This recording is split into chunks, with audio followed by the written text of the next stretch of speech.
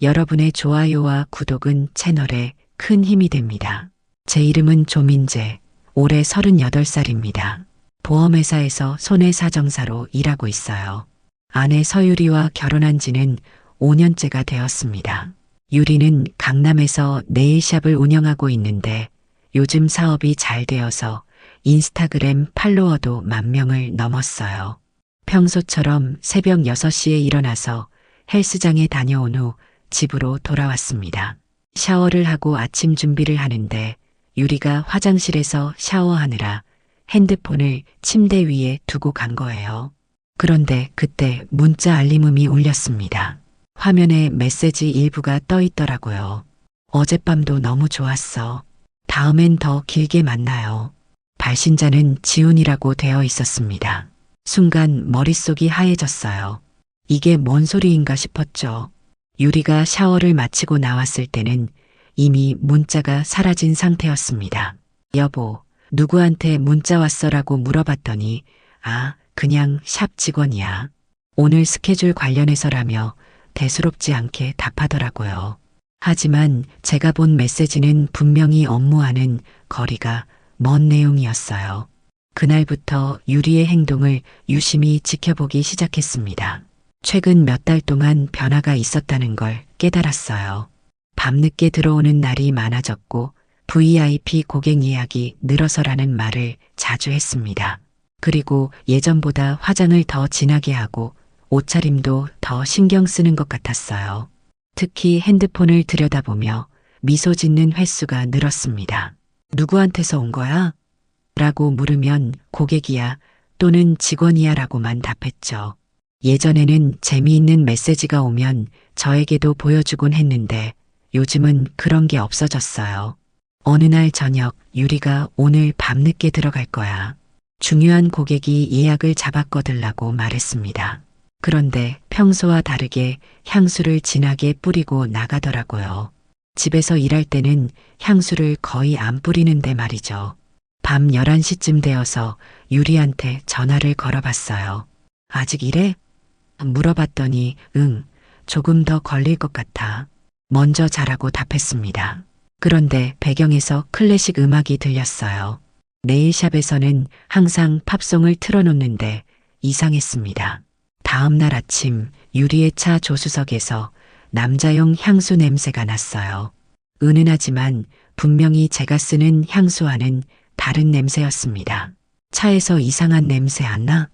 라고 물어봤더니 고객 중에 향수를 진하게 뿌리고 오는 분이 있어서 그런가 바라며 웃어넘겼어요.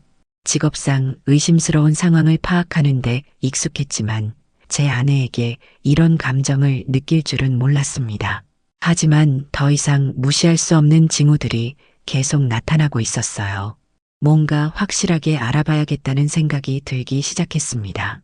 유리와 함께 저녁을 먹으면서도 마음 한편으로는 계속 의심이 들었어요.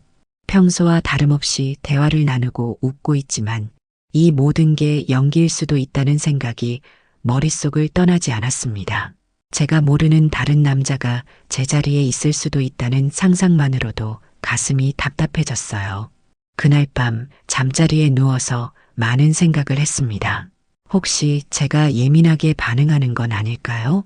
아니면 정말로 뭔가 일어나고 있는 걸까요? 확실한 건 알아봐야겠다고 결심했습니다. 다음 날부터 본격적인 조사를 시작했습니다. 손해사정사라는 직업의 특성상 증거 수집과 사실 확인에는 자신이 있었어요. 먼저 유리의 신용카드 사용 내역을 확인해 봤습니다.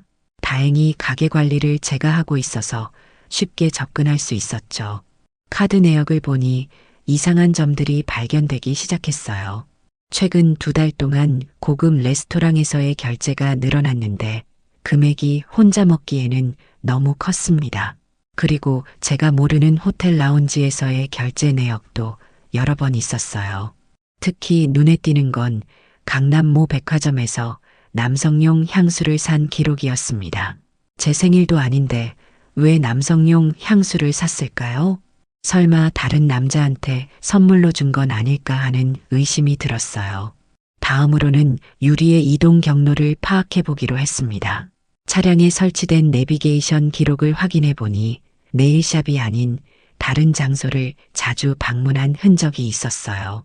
특히 청담동의 한 성형외과 근처에 자주 간 기록이 있더라고요. 그 성형외과를 인터넷에서 검색해 봤습니다. 드림 성형외과라는 곳이었는데 원장 이름이 안지훈이었어요. 그제야 핸드폰에서 봤던 지훈이라는 이름과 연결되었습니다. 설마 이 사람이 그 지훈인가 싶었죠. 안지훈에 대해 더 자세히 조사해 봤어요. 40살 기혼, 아내와 초등학생 아들이 있다고 나와 있었습니다. 병원 홈페이지에서 본 사진을 보니 꽤 잘생긴 남자더라고요. 왜 유리가 이 남자한테 끌렸는지 이해가 되기도 했어요. 며칠 더 지켜본 결과 유리가 늦게 들어간다고 하는 날에는 항상 그 성형외과 근처에 차를 세운 기록이 있었습니다. 이제 확실해졌어요. 유리가 안지훈과 만나고 있다는 걸 말이죠. 그런데 이 상황에서 어떻게 해야 할지 고민이 되었습니다. 바로 따져 물을 수도 있지만 그러면 유리가 부인하거나 더 교묘하게 숨길 수도 있었어요. 확실한 증거를 잡은 다음에 대응하는 게 좋겠다고 판단했습니다. 그때 한 가지 아이디어가 떠올랐어요.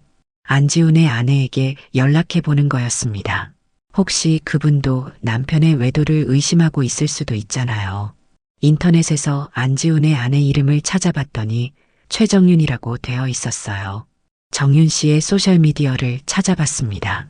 예전에 모델 활동을 했던 분 같더라고요. 지금은 전업주부로 지내고 있는 것 같았어요. 그런데 최근 게시물들을 보니 뭔가 우울한 느낌이 있었습니다. 행복한 가정의 모습과는 거리가 먼 분위기였어요. 용기를 내서 정윤 씨에게 직접 메시지를 보내기로 했습니다. 안녕하세요. 조민재라고 합니다. 혹시 시간 되시면 만나서 이야기할 수 있을까요? 중요한 일이 있어서 그런데요. 조심스럽게 연락을 드렸어요. 몇 시간 후 답장이 왔습니다. 무슨 일인지 궁금하네요. 내일 오후에 시간 있어요. 생각보다 빨리 응답이 와서 놀랐어요. 혹시 정윤 씨도 뭔가 눈치채고 있는 건 아닐까 하는 생각이 들었습니다. 다음 날 카페에서 정윤 씨를 만났어요. 실제로 보니 정말 미인이더라고요. 하지만 표정에 그늘이 있었습니다. 사실 제 아내가 안지훈 원장님과 만나고 있는 것 같아서 연락드린 거예요 라고 직설적으로 말했습니다. 정윤 씨의 반응이 의외였어요. 놀라는 기색도 없이 역시 그렇군요. 저도 남편이 다른 여자를 만나고 있다는 걸 알고 있었어요 라고 담담하게 답하더라고요. 그리고 복수하고 싶어요 라는 말을 덧붙였습니다. 정윤 씨와의 첫 만남에서 우리는 서로의 상황을 자세히 공유했습니다.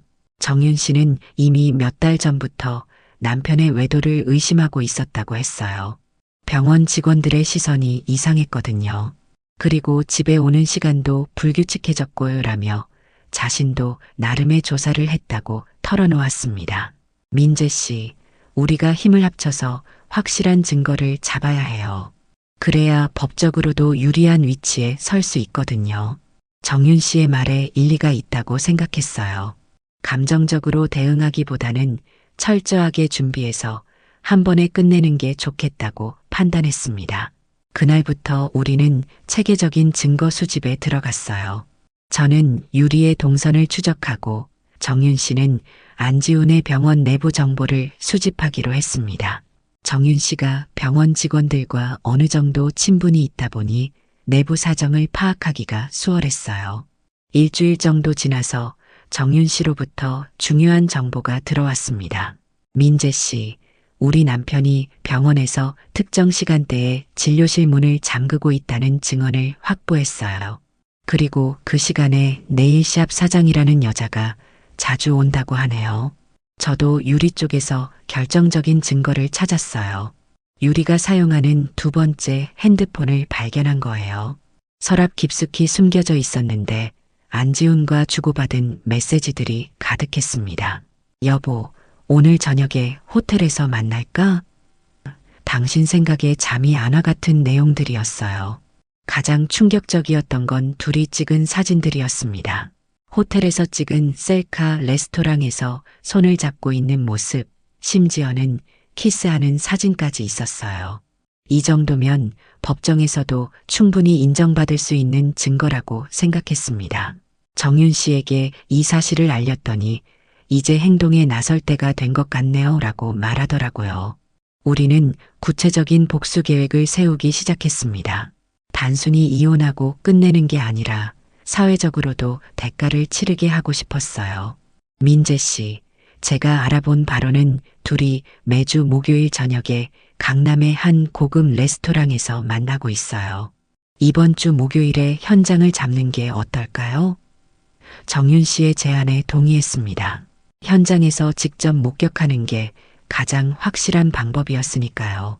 그 일주일 동안 저는 평소와 다름없이 행동했어요. 유리에게 의심받지 않기 위해서였습니다. 오히려 더 다정하게 굴면서 요즘 일이 많아서 힘들지? 라고 물어보기도 했어요. 유리는 괜찮아. 사업이 잘 되고 있어서 바쁘긴 하지만 좋아라며 아무렇지 않게 대답했습니다. 목요일이 되었습니다. 유리는 예상한 대로 오늘 중요한 고객이 있어서 늦을 거야 라고 말하고 나갔어요. 저는 정윤 씨와 미리 약속한 장소에서 만났습니다. 준비됐어요? 라고 물으니 정윤 씨가 단호한 표정으로 고개를 끄덕였어요. 레스토랑에 도착했을 때 이미 유리와 안지훈이 구석진 자리에 앉아 있었습니다. 둘이 손을 잡고 달콤하게 대화하는 모습을 보니 가슴이 뜨거워졌어요. 하지만 감정을 억누르고 냉정하게 접근했습니다. 안녕, 유리야. 그리고 안지훈 원장님도. 제가 갑자기 나타나자 둘 다 얼굴이 하얗게 질렸어요. 유리는 민재야, 왜 여기에? 라며 당황해했고 안지훈은 아예 말을 못하고 있었습니다. 정윤 씨도 나타나서 여보, 진료는 끝났나 봐요? 라고 냉소적으로 말했어요. 그 순간 레스토랑 안이 조용해졌습니다. 다른 손님들도 이상한 분위기를 감지하고 우리를 쳐다보기 시작했어요. 저는 준비해온 증거 사진들을 테이블 위에 펼쳐놓았습니다. 사람들 구경 좀 하고 가세요. 이런 커플이 어디 있나? 레스토랑에서 벌어진 일은 상상했던 것보다 훨씬 극적이었습니다. 제가 증거 사진들을 테이블에 펼쳐놓자 주변 손님들이 웅성거리기 시작했어요. 유리는 민재야, 여기서 이러지 말라며 제 팔을 잡았지만 저는 뿌리치고 더 큰 소리로 말했습니다. 여러분, 여기 보세요. 제 아내와 유부남 의사가 불륜 중이에요. 이런 사람들이 버젓이 고급 레스토랑에서 데이트하고 있다니까요. 제 목소리가 레스토랑 전체에 울려 퍼졌어요. 손님들이 하나둘 휴대폰을 꺼내서 동영상을 찍기 시작했습니다. 안지훈은 얼굴이 새빨갛게 달아올라서 조용히 하시죠. 사람들이 다 보잖아요라고 속삭였지만 정윤 씨가 그래요. 사람들이 봐야죠. 불륜하는 인간들을 모두가 알아야 해요라며 더욱 크게 말했어요. 유리는 울면서 민재야, 미안해. 집에 가서 이야기하자라고 빌었지만 이미 늦었어요. 레스토랑 매니저가 와서 손님들, 다른 고객분들께 피해가 되니까 나가주시겠어요? 라고 말했지만 저는 네, 곧 나갈게요. 마지막으로 한 말씀만이라고 답했습니다. 안지훈 원장님, 환자들이 이 사실을 알면 어떨까요? 그리고 유리야, 내 고객들이 내가 유부남과 바람 피우는 여자라는 걸 알면 어떨까요? 이 말을 남기고 정윤 씨와 함께 레스토랑을 나왔어요. 밖에 나와서 정윤 씨가 정말 시원했어요. 그동안 참았던 게 한 번에 풀리는 것 같아요라고 말했습니다. 저도 마찬가지였어요. 물론 마음이 아프긴 했지만 그보다는 속이 후련한 기분이 더 컸습니다. 집에 돌아와서 유리를 기다렸어요. 1시간쯤 후에 유리가 울면서 들어왔습니다.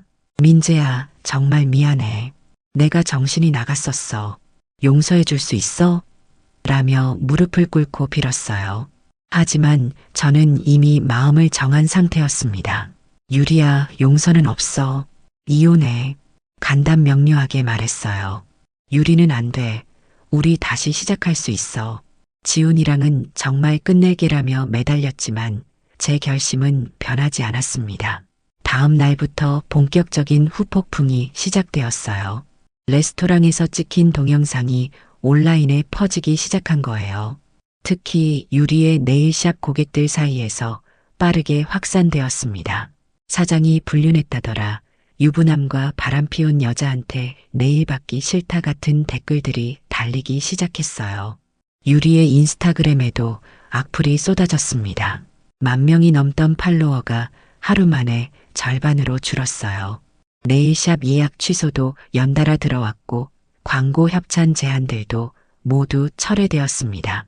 안지훈 쪽도 마찬가지였어요. 병원에 항해 전화가 빗발쳤고 예약 취소가 이어졌습니다. 정윤 씨로부터 병원 직원들이 사직서를 내고 있대요. 이미지가 너무 안 좋아졌다면서요 라는 소식을 들었어요. 일주일 후 저는 변호사 사무소에 갔습니다. 상간소송과 이혼소송을 함께 진행하기로 했어요. 변호사는 증거가 너무 명확해서 승소는 확실합니다. 위자료도 상당할 것 같네요 라고 말했습니다. 유리는 계속해서 용서를 빌었지만 저는 더 이상 들어주지 않았어요. 당신이 저지른 일의 대가는 끝까지 치러야 해라고 차갑게 말했습니다. 제 안에서 유리에 대한 사랑은 이미 완전히 사라진 상태였어요. 정윤 씨와는 정기적으로 만나서 상황을 공유했습니다. 민재 씨 덕분에 제대로 복수할 수 있을 것 같아요. 혼자였다면 이렇게까지 못했을 거예요 라며 고마워했어요.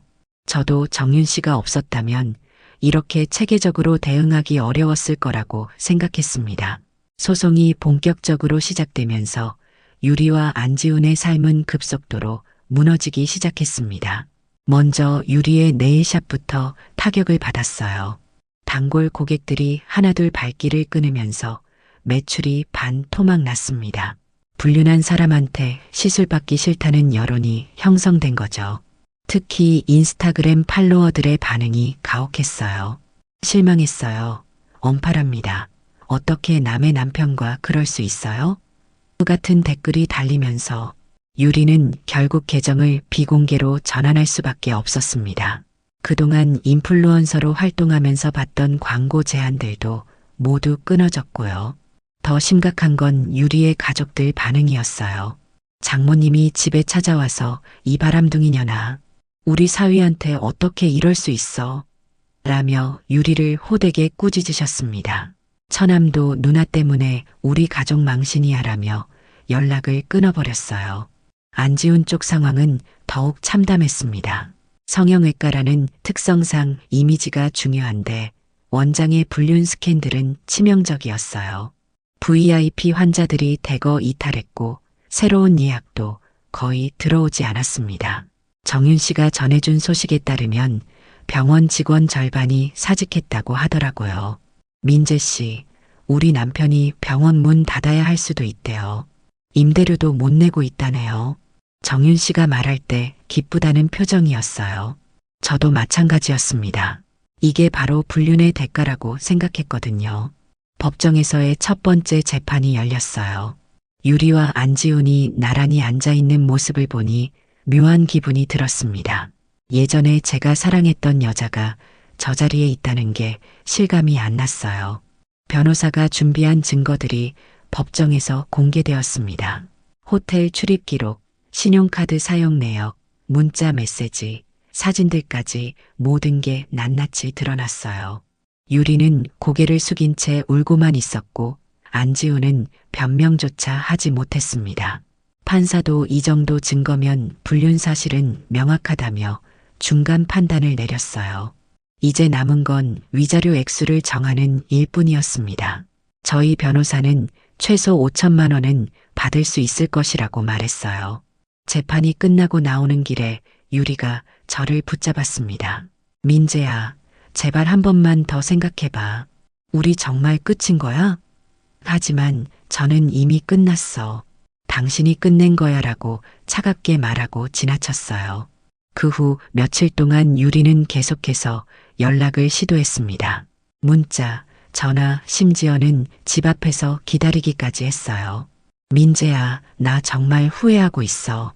지훈이랑은 진짜 끝났어. 우리 다시 시작할 수 없을까? 라며 매달렸지만 저는 더 이상 마음이 움직이지 않았습니다. 안지훈의 상황은 더욱 심각해졌어요. 의사협회에서도 조사가 들어갔고 병원 임대계약 해지 통보까지 받았다고 정윤 씨가 전해줬습니다. 이제 해외로 도피할 준비를 하고 있는 것 같아요 라는 말을 들었을 때 정말 속이 시원했어요. 유리의 네일샵도 결국 문을 닫게 되었습니다. 고객이 없어서 운영이 불가능해진 거죠. 그동안 투자했던 돈들이 모두 물거품이 되었어요. 유리는 내가 쌓아온 게 하루아침에 다 무너졌어라며 절망했지만 저는 동정심이 들지 않았습니다. 몇 주 후 두 번째 재판이 열렸어요. 이번에는 위자료 액수를 확정하는 자리였습니다. 판사는 불륜의 정도와 사회적 파장을 고려하여 피고는 원고에게 6천만 원을 지급하라고 판결했어요. 예상보다 높은 금액이었습니다. 재판이 끝나고 유리가 마지막으로 말했어요. 민재야, 이제 정말 끝인 거지? 저는 응, 끝이야. 영원이라고 단호하게 답했습니다. 그 순간 유리의 얼굴에서 마지막 희망마저 사라지는 게 보였어요. 집으로 돌아와서 혼자 앉아 있으니 이상한 기분이 들었습니다. 복수는 성공했지만 뭔가 허무한 감정도 있었어요. 하지만 곧 마음을 다잡았습니다. 제가 잘못한 게 아니라 유리가 잘못한 거니까요. 정윤 씨와 만나서 상황을 정리했어요. 민재 씨, 우리 해냈네요. 정말 깔끔하게 복수했어요. 정윤 씨도 안지훈으로부터 상당한 위자료를 받기로 했다고 했습니다. 이제 새로운 시작을 할 수 있을 것 같아요라며 웃더라고요. 저도 마찬가지였습니다. 비록 상처는 컸지만 이제 진짜 새로운 삶을 시작할 수 있게 되었어요. 유리와의 모든 관계를 정리하고 앞으로는 저만의 길을 걸어가기로 결심했습니다. 법원에서 최종 판결이 확정된 후 본격적인 재산 정리 작업이 시작되었습니다. 유리는 위자료 6천만 원뿐만 아니라 결혼 후 구입한 부동산에서도 상당 부분을 포기해야 했어요. 불륜을 저지른 쪽이다 보니 재산 분할에서도 불리한 위치에 있었거든요. 가장 큰 타격은 유리가 그동안 운영하던 네일샵 사업이 완전히 망하면서 투자금을 모두 잃은 것이었습니다. 민재야, 내가 진짜 잘못했어. 이렇게까지 될 줄 몰랐어라며 계속 빌었지만 이미 되돌릴 수 없는 상황이었어요. 안지훈의 상황은 더욱 참혹했습니다. 성형외과는 결국 폐업했고 의사 면허도 정지 처분을 받았어요. 정윤 씨가 병원 내부 직원들의 증언을 확보해서 의료진으로서의 윤리 위반까지 문제 삼았거든요. 진료실에서 개인적인 만남을 가졌다는 증언이 결정타였죠. 더 놀라운 건 안지훈의 다른 불륜들까지 드러난 것이었어요. 유리만이 아니라 몇 명의 여성 환자들과도 부적절한 관계를 맺었다는 사실이 밝혀졌습니다. 민재 씨, 우리가 건드린 건 빙산의 일각이었어요 라고 정윤 씨가 말할 때 정말 소름이 돋았어요. 유리는 결국 부모님 집으로 들어가게 되었습니다. 36살의 이혼녀가 되어서 친정으로 돌아간 거죠. 그동안 인스타그램으로 화려한 삶을 과시하던 사람이 하루아침에 모든 걸 잃은 겁니다. 특히 유리의 친구들 반응이 냉정했어요. 그동안 함께 어울리던 사람들이 하나둘 연락을 끊기 시작했어요. 불륜한 사람과는 어울릴 수 없다는 게 이유였습니다. 소셜미디어에서도 완전히 격리되었고요. 안지훈은 아예 한국을 떠났습니다. 정윤 씨 말로는 동남아시아 어디론가 갔다고 하더라고요. 의사 면허도 정지되고 사업도 망했으니 한국에서는 더 이상 살 수 없겠죠라며 정윤 씨가 씁쓸하게 웃었어요. 저는 그 모든 과정을 지켜보면서 복잡한 감정을 느꼈습니다. 물론 속이 시원한 부분도 있었지만 한때 사랑했던 사람이 이렇게 몰락하는 모습을 보니 완전히 기쁘지만은 않았어요. 하지만 이게 선택의 결과라고 생각했습니다. 법정에서 마지막 절차를 마치는 날 유리가 저에게 다가왔습니다. 민재야, 마지막으로 한 가지만 물어볼게. 정말 우리 사이에 사랑은 없었던 거야? 저는 잠시 망설이다가 있었어. 하지만 당신이 그걸 배신했잖아 라고 답했어요. 유리는 눈물을 흘리며 내가 모든 걸 잃어도 상관없어. 하지만 너까지 잃는 건 정말 견딜 수 없어라고 말했습니다. 하지만 저는 이미 끝난 일이야. 서로 다른 길을 가자라며 등을 돌렸어요. 정윤 씨와는 모든 절차가 끝나면서 자연스럽게 연락이 줄어들었습니다. 민재 씨, 그동안 정말 고마웠어요. 혼자였다면 이렇게까지 못했을 거예요 라며 마지막 인사를 나눴어요. 정윤 씨도 아이와 함께 새로운 시작을 준비하고 있다고 했습니다. 집에 혼자 있으니 정말 조용했어요. 그동안 유리와 함께 살던 공간이 이제는 온전히 제 것이 되었습니다. 처음에는 어색했지만 점점 평온함을 느끼기 시작했어요. 더 이상 의심하고 감시할 필요가 없다는 게 얼마나 자유로운지 깨달았거든요. 몇 달 후 우연히 유리의 소식을 들었어요. 작은 동네에서 일반 직장에 다니며 조용히 지내고 있다고 하더라고요. 예전의 화려한 모습은 완전히 사라진 상태였습니다. 하지만 저는 더 이상 그것에 관심이 없었어요. 그로부터 1년이 지났습니다. 유리는 완전히 제 인생에서 사라졌고 안지훈도 해외에서 연락이 두절된 상태였어요. 정윤 씨는 가끔 안부 인사 정도만 주고받는 사이가 되었습니다. 모든 게 정리된 상황에서 저는 새로운 삶을 설계하기 시작했어요. 먼저 직장을 옮겼습니다. 대기업 보험회사에서 나와서 대학 동기와 함께 작은 보험 컨설팅 회사를 차렸어요. 민재야, 내가 손해사정 경험도 많고 사람들이 신뢰하니까 잘 될 거야 라며 동기가 적극적으로 권했거든요. 새로운 사업은 예상보다 훨씬 잘 풀렸습니다. 대기업에서는 못 느꼈던 보람을 느낄 수 있었어요. 특히 억울하게 보험금을 못 받는 사람들을 도와주는 일이 많아지면서 제 일에 대한 자부심도 커졌습니다. 조민재 대표님, 정말 고맙습니다. 대기업에서는 안 된다고 했는데 덕분에 보험금을 받을 수 있었어요. 이런 감사 인사를 들을 때마다 제가 옳은 선택을 했다는 확신이 들었어요. 회사 규모는 작지만 직원들과의 관계가 정말 좋았습니다. 서로를 존중하고 신뢰하는 분위기였어요. 유리와의 결혼 생활에서는 느껴보지 못했던 진짜 신뢰라는 게 이런 거구나 싶었습니다. 개인적으로도 많은 변화가 있었어요. 운동을 더 열심히 하게 되었고 책도 많이 읽었습니다. 특히 심리학이나 인간관계에 관한 책들을 읽으면서 사람을 보는 눈이 많이 달라졌어요. 예전처럼 쉽게 믿지는 않게 되었지만 그게 나쁜 건 아니라고 생각했습니다. 가끔 유리에 대한 소식이 들려오기도 했어요. 여전히 친정에서 지내면서 작은 회사에 다니고 있다고 하더라고요. 예전의 화려함과는 완전히 다른 삶을 살고 있는 것 같았습니다. 하지만 저는 더 이상 그것에 감정적으로 반응하지 않았어요. 정윤 씨와도 가끔 만나서 근황을 나누었습니다. 민재 씨, 요즘 어떻게 지내세요? 많이 밝아진 것 같아요. 정윤 씨 말이 맞았어요. 저도 제가 많이 변했다는 걸 느꼈거든요. 더 성숙해지고 더 현실적이 되었달까요? 정윤 씨도 새로운 시작 준비하고 계시죠? 제가 물으니, 네, 아이와 함께 조용히 살면서 새로운 일을 찾고 있어요. 이제는 남편 없이도 충분히 살 수 있다는 자신이 생겼어요 라고 답하더라고요. 어느 날 회사에서 일하다가 문득 생각이 들었어요. 만약 유리가 바람을 피우지 않았다면 어떻게 되었을까 하는 생각 말이죠. 하지만 곧 고개를 저었습니다. 그런 가정은 의미가 없었어요. 이미 벌어진 일이고 그 결과로 지금의 제가 있는 거니까요. 오히려 감사한 마음이 들었어요.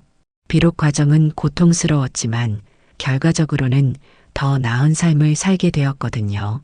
거짓된 관계에서 벗어나서 진짜 제 모습을 찾을 수 있게 된 겁니다. 회사 일도 점점 더 재미있어졌어요. 특히 부정한 보험 청구를 막는 일에서 큰 보람을 느꼈습니다. 제가 겪었던 배신의 경험이 이런 일을 할 때 오히려 도움이 되더라고요. 사람의 거짓말을 쉽게 간파할 수 있게 되었거든요.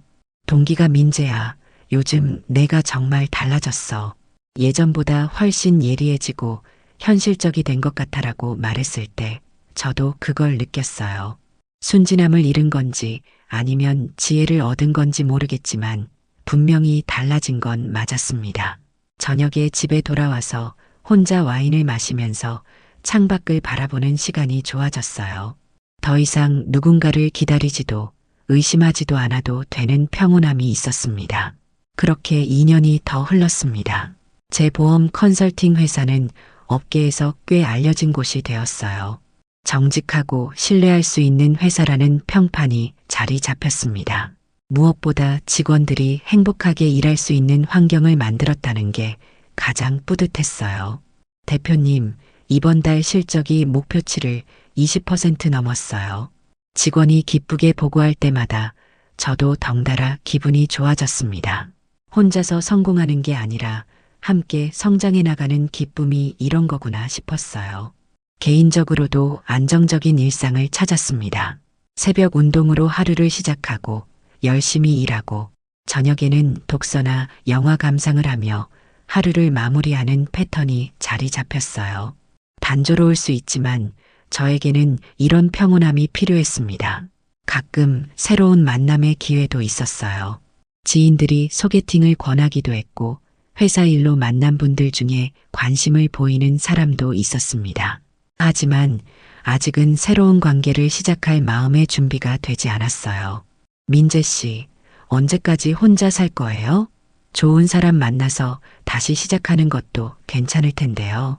정윤 씨가 가끔 이렇게 말하기도 했지만 저는 아직은 혼자가 편해요라고 답했습니다. 어느 날 우연히 유리를 마주쳤어요. 지하철역에서였는데 처음에는 알아보지 못할 뻔했습니다. 예전의 화려함은 완전히 사라지고 소박한 옷차림에 화장도 연하게 한 모습이었어요. 유리도 저를 보고 놀란 표정을 지었습니다. 민재야 하고 부르더니 망설이다가 다가왔어요. 잘 지내고 있어? 조심스럽게 물었습니다. 응, 잘 지내고 있어라고 짧게 답했어요. 더 이상 할 말이 없었거든요.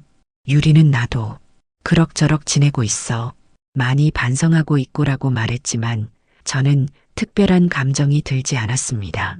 그럼 잘 지내라고 인사하고 지나가려는데 유리가 민재야, 마지막으로 한 가지만 정말 미안했어. 내가 바보였어라고 말했어요. 저는 돌아보지 않고 이미 지난 일이야 라고 답하며 걸어갔습니다. 그 만남 이후로도 제 일상에는 변화가 없었어요. 유리를 봤다고 해서 옛 감정이 되살아나거나 하지는 않았습니다. 정말로 완전히 끝난 관계라는 걸 확인한 것뿐이었어요. 최근에는 새로운 프로젝트를 준비하고 있습니다. 보험 사기를 당한 피해자들을 전문적으로 도와주는 사업을 확장하려고 해요. 제가 겪었던 배신의 경험이 다른 사람들에게는 도움이 될 수 있을 거라고 생각했거든요. 어느 날 저녁 사무실에서 늦게까지 일하다가 창밖을 바라봤어요. 서울의 야경이 반짝이고 있었습니다. 문득 3년 전의 제 모습이 떠올랐어요. 유리의 외도를 발견하고 절망했던 그때의 저 말이죠. 그때는 세상이 무너지는 것 같았는데 지금 돌이켜보니 그게 새로운 시작의 출발점이었던 것 같아요. 물론 과정은 고통스러웠지만 결과적으로는 더 강하고 현명한 사람이 되었거든요. 커피를 한 잔 타서 창가에 서서 야경을 바라보며 생각했습니다. 이제 아무것도 무너지지 않는다. 더 이상 누군가를 맹목적으로 신뢰하지도 않고 쉽게 배신당하지도 않을 거예요.